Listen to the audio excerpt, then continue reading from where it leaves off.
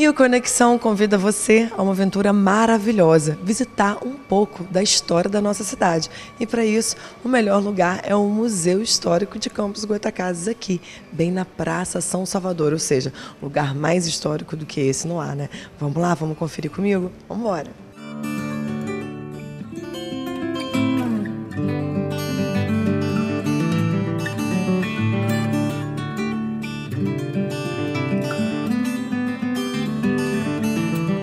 E olha que interessante, gente, a gente está aqui numa parte do museu onde é feita toda a restauração das peças, porque às vezes as peças que são doadas, que chegam aqui ao museu, não estão em perfeitas condições. Então as meninas vão ali, pegam, dão aquele trato e vai ficando mais ou menos por, nesse caminho.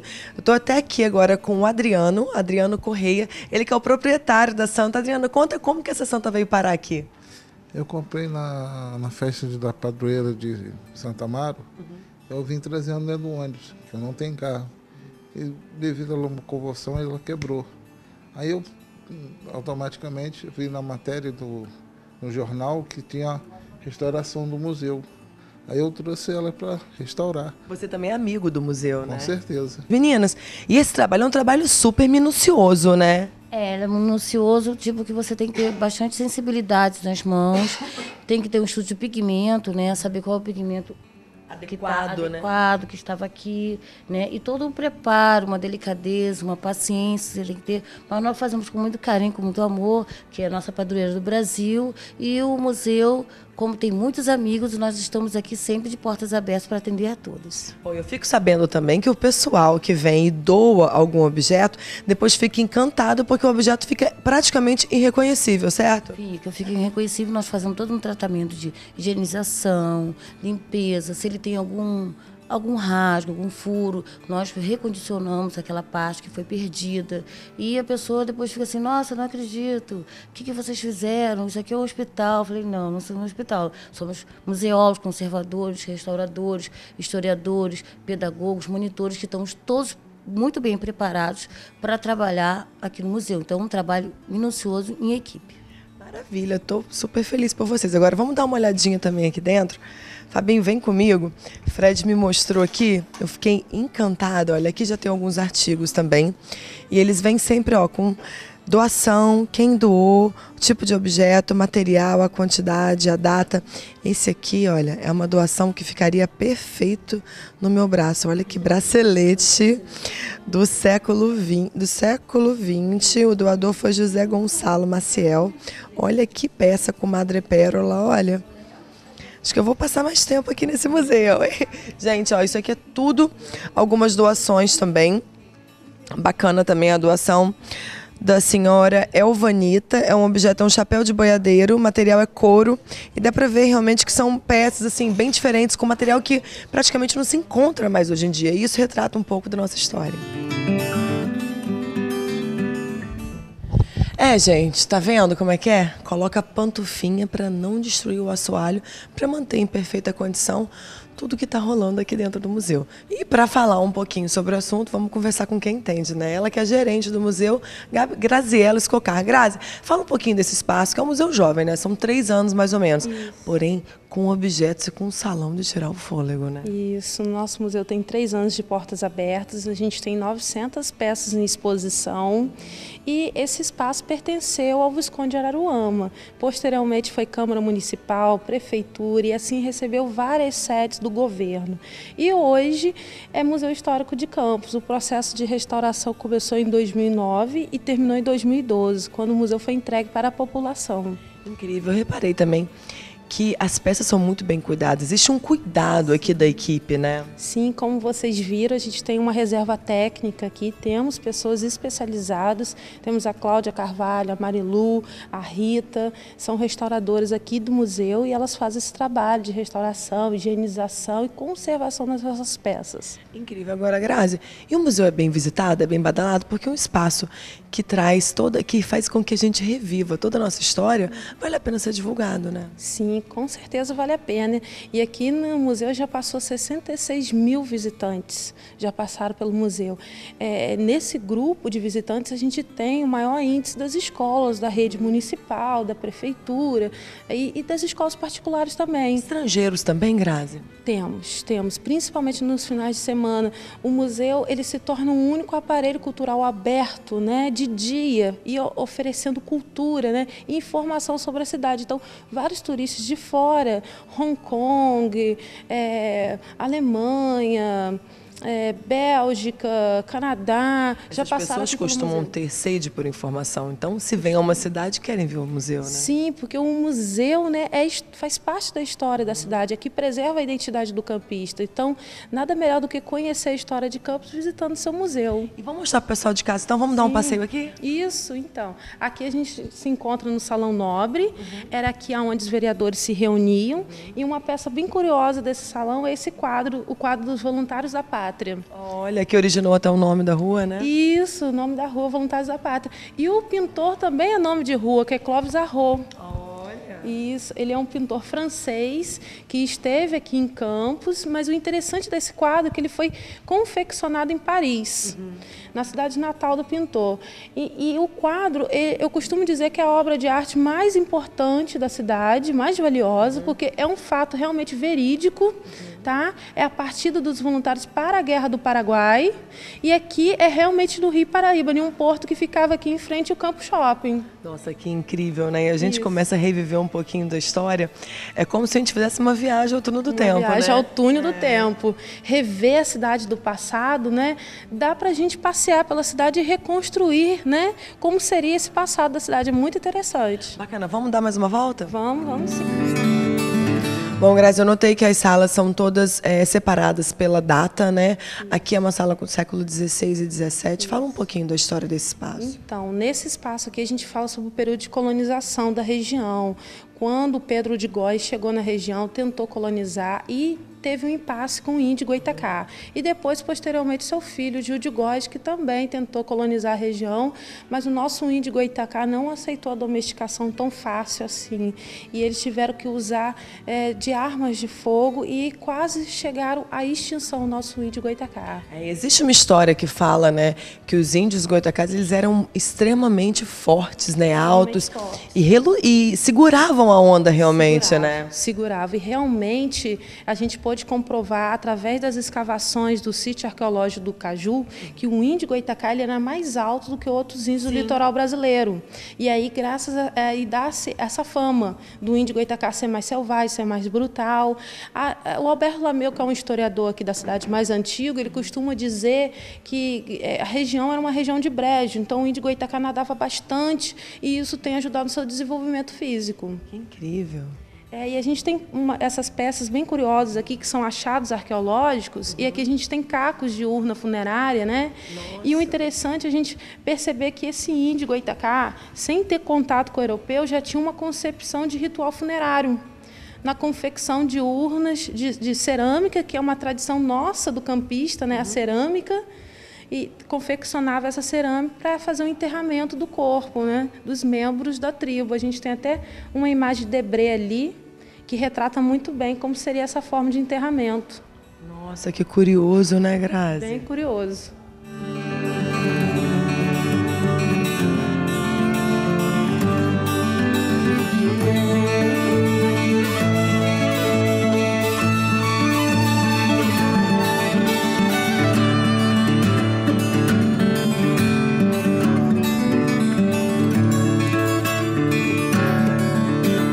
Graziela, dá para sentir uma energia diferente nesse lugar. A gente está na sala do Dr. Nilo Peçanha. Aqui a gente retratou como seria o gabinete dele no Rio de Janeiro enquanto presidente. Uma curiosidade do Dr. Nilo Peçanha é que ele foi eleito vice-presidente. Em 1910 tinha eleição para presidente e vice-presidente. O presidente Afonso Pena falece em alguns meses e Nilo Peçanha teve que assumir o governo. E aí a elite acaba tomando um susto, né, em receber o Dr. Nilo Peçanha, porque as pessoas votavam antigamente nos políticos pelo que eles escreviam nos jornais, discursos, mas não conheciam... Não pela imagem, né? Não conhecia a fisionomia, né, do político. E aqui a gente tem um quadro bem curioso, né, que é o quadro do Dr. Nilo Peçanha, que a gente costuma brincar aqui dizendo que o quadro tem uma pegadinha. A gente pergunta o que causa estranhamento no quadro, aí as pessoas respondem por que o pintor abusou de tons escuros, né? E aí a gente fala... E deixou ele tão branco, né? Branco. A gente fala essa questão, que ele realça somente a pele de Dr. Nilo Peçanha, né? E, na verdade, Dr. Nilo Peçanha era mulato, né? E ele era retratado como branco.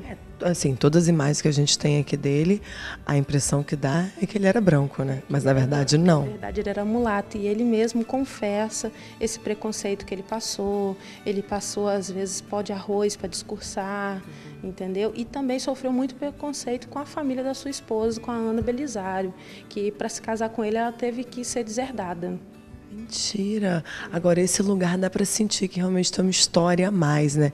Os móveis, tudo tem um peso histórico. Peso histórico. Aqui a gente fez questão de retratar até as posições, como seria o gabinete dele, o quadro dele, debaixo da mesa de despacho, realmente. E um tapete persa realmente original, né? Original. E foi a sua esposa que fez essa doação para a Prefeitura de Campos, logo após o falecimento do Dr. Nilo Peçanha, quando houvesse um museu histórico, que a história desse campista que se tornou presidente do Brasil, né, fosse retratada. Merece ser retratada. Isso. Agora, na sala de Dr. Nilo Peçanha tem uns artefatos bem caros, né? Bem caros. A gente tem várias estatuetas que ele ganhou do presidente da França, na época que era seu amigo, inclusive essa daqui, que é uma homenagem aos miseráveis. É um período também que a França passou de crise. Quanto custa essa peça, Grazi? Em torno de R$250 mil. Uau! Grazi, impossível se manter imparcial diante de tanta beleza, né? Até o aparelho de jantar, né? Fala um pouquinho desse espaço pra gente. Então, esse espaço aqui era um antigo tribunal do júri. Antes de ter o tribunal do júri no Palácio Dr. Nilo Peçanha, onde hoje é a Câmara dos Vereadores, o tribunal do júri era aqui. Casos de assassinato, de roubo, eram julgados nesse espaço aqui. Inclusive, a gente tem colunas, né, com marmorização, processo de marmorização em madeira, para imitar as colunas de mármore da Europa, dos tribunais europeus. Né? E aqui, no momento, o museu entrou com essa exposição sobre o Olavo Cardoso. E o Olavo Cardoso foi um grande usineiro aqui da cidade e a gente tem retratado peças que pertenceram a ele, quadros, mobília. E aqui essa mesa de jantar com essas peças, todas originais, né? Belíssimas peças, né? Isso. O que toalha também com é tipo um rechelier, né? A única coisa que não é original são os talheres. Tá? Mas as taças são de cristal e o conjunto também são porcelana, tá? A cristaleira. A gente tem um outro objeto ali bem curioso que é a namoradeira também. Onde que é a namoradeira? Tá ali naquele cantinho ali. Vamos ali no cantinho. Isso. Então, o Olavo Cardoso ele teve 4 filhas. Né? E ele se preocupou com esse namoro e tinha que ficar no cantinho, mas na frente dele, para ele poder ver. Né? Na verdade, essa namoradeira tem que possuir outra cadeirinha que nem essa, e o casalzinho, eles ficavam um de costas para o outro. De costas? De costas. Você não podia olhar nos olhos do seu namorado, né? Isso já era, né? Isso. E sempre tinha ali na sala, né, de espera, né, tinha sempre um funcionário, uma mucama, alguém vigiando. Alguém de olho. Esse namoro, né? Bacana. Agora, Grazi, eu estou super feliz de estar aqui. Queria também convidar o pessoal de casa. Qual é o horário de funcionamento aqui do museu? Então, o museu funciona de terça a sexta-feira, das 10 às 17 horas. Também abrimos sábados, domingos e feriados, das 9 às 14 horas. Grazi, você arrasa, tem muita informação, quero te agradecer. Obrigada. Agora eu vou conversar com um grande amigo também, Carlos Frederico Silva. Muito prazer. Que delícia trabalhar num lugar desse, hein? É maravilhoso, é maravilhoso. Não, então, trabalhar com história, né? Não só o lugar, mas essa equipe do museu que tem um amor pela casa assim divino. Então, o cuidado que cada um tem com cada peça que chega aqui, com cada mobília dessa, com o tempo das pessoas aqui. Até, por exemplo, quando chegam os visitantes, como que eles recebem, como que eles passam pela casa, mostrando a história, querendo que cada um saia daqui muito mais bem informado de Campos do que quando eles entraram. Bacana. Agora, Fred, a gente sabe que todo museu, né, funciona melhor com doações. E a gente sabe da importância que vocês dão às pessoas que entram em contato querendo doar qualquer objeto, qualquer artefato que retrate um pouco da história. Para quem quer passar por isso, qual é a dica que você dá, hein? Olha, você percorreu isso aí com a Graziella, que é uma querida aqui do museu, é nosso carro-chefe daqui de cuidado. Então você imagina com cada peça, cada história que ela contou através passando com você por todos os lugares. Olha que maravilha, quanta coisa você aprendeu. Então, quantas coisas também as pessoas podem aprender com doações que eles tenham em casa, peças, objetos que eles tenham, que pode trazer a história de Campos para dentro do museu, que seja divulgado por tanta gente. Não, bacana eu trazer essa informação, né? Eu estou aqui super feliz. Inclusive, a gente estava falando aqui em off, eu e a Grazi, falando que Campos é uma terra conhecida por mulheres que lutam pelo seu direito. Tá aí a influência de Bento Pereira, olha que bacana. Bento Pereira, isso daí. Então, acho que para você conhecer realmente a história do local onde você vive, nada melhor do que você conhecer o Museu Histórico. Trazer seu filho, né? Trazer um parente, uma turminha, até mesmo um amigo gringo que está visitando a cidade, é uma maneira de intelectualizar a pessoa também. Isso, e sempre visite o museu, não quer dizer que você visitou, mês passado, já conheço o museu. A gente tem sempre também exposições novas, exposições temporárias. A cada mês a gente tem sempre algo novo para mostrar. Olha, vocês estão de parabéns. Sabe que, por exemplo, cada pessoa que chega na minha cidade, eu tenho um orgulho de trazer aqui. Então, é um artista que vem até o Trianon, é uma pessoa que está aí visitando a cidade, assim, vamos conhecer o museu? E eles chegam aqui, ficam encantados e sabem muito mais, entendeu? Então, quer dizer, gente, o que você tenha na sua casa que de repente pode trazer, possa informar as pessoas uma época, um objeto que já não existe, né? Fred, e até mesmo se não tiver em perfeitas condições, as meninas arrasam recuperando, né? Maravilhosas. Chegam peças aqui, por exemplo, a Silvana Siqueira, quando doou para cá máquinas e chegaram aqui umas máquinas, quer dizer, estava guardado lá no depósito, chegaram aqui, mas foram todas restauradas. A gente fez uma exposição aqui mostrando as máquinas de datilografia, máquina registradora. Então, quando as pessoas chegam aqui e dão de cara com aquela peça que eles mandaram, meu Deus, como que ficou dessa forma, que maravilha, entendeu? Então, e o prazer também. Nós temos aqui peças de pessoas, como a Marilena Linhares, que doou para cá uma imagem. Então, todas as vezes que ela chega aqui no museu, que ela vê a imagem que pertenceu à família dela, que ela doou, é um orgulho para ela, entendeu? Então, se emociona. Então, que as pessoas façam isso. Se tem alguma coisa que possa ser doada ao museu, traga para a gente. Vai ser o maior prazer, a gente recebe com o meu amor. O nosso museu, ele foge à regra que a gente coloca na identificação da peça o nome do doador. É uma forma de agradecer por essa doação, dúvida. Reconhecimento e também da pessoa se sentir orgulhosa, querida, né? E perceber realmente que o museu está cuidando bem dessa peça, né? Que as pessoas se preocupam também, eu vou doar, será que vai ter esse cuidado? Pode doar, que tem esse cuidado, sim, a equipe é sensacional. Gente, eu estou super feliz de trazer essa informação para o meu público. Feliz também porque eu percebi que as pessoas que trabalham aqui são pessoas muito profissionais e envolvidas na questão. Isso é essencial. Quero dar parabéns a vocês, viu? Vocês arrasaram. E deixar o convite aí para o pessoal de casa para vir conhecer. E você, que tem algum objeto, algum artefato que pode ajudar na história da cidade, é só procurar essa equipe. A gente vai para o intervalo e já volta com mais Conexão.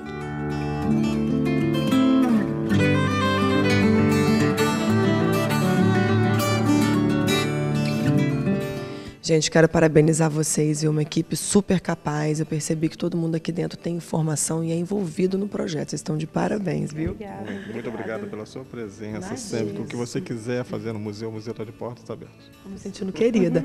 Bom, gente, você que curtiu essa pauta, curtiu essa matéria, vem conhecer o museu. E se você tem também um objeto, algum artefato que possa ajudar a retratar um pouquinho da história da cidade, é só entrar em contato com a equipe que vai ser muito bem-vindo e muito bem cuidado. A gente vai ficando por aqui. Semana que vem eu prometo que eu volto com muito mais informação aqui no Conexão para vocês.